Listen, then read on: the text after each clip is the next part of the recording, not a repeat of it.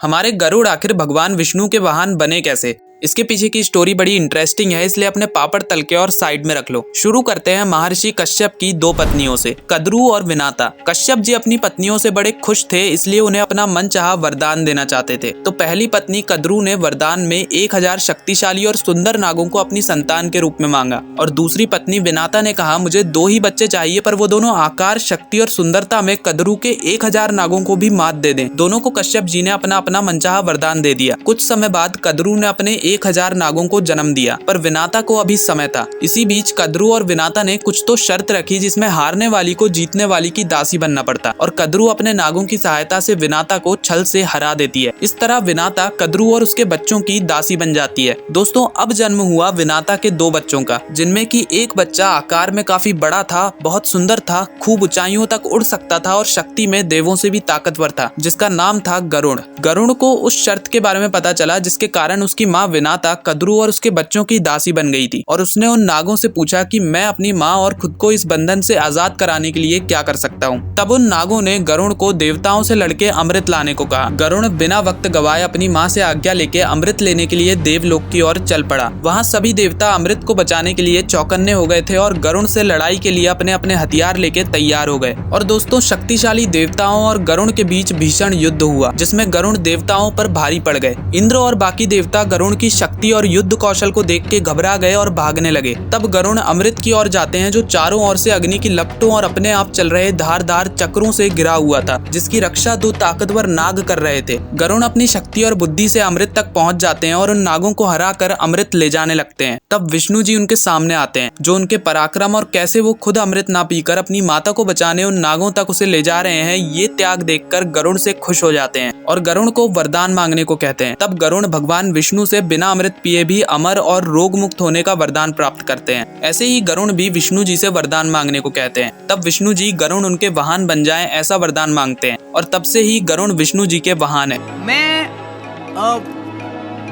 मैं आपकी सवारी बन सकता हूँ। दोस्तों, एंडिंग में गरुड़ अमृत ले जाकर नागों के सामने रख देते हैं, और ऐसे वो अपनी माँ को दासी के बंधन से मुक्त करा देते हैं। वीडियो को लाइक और चैनल को सब्सक्राइब कर देना, और कमेंट करके बताओ कि अगली पौराणिक कथा मैं कौन सी सुनाऊं।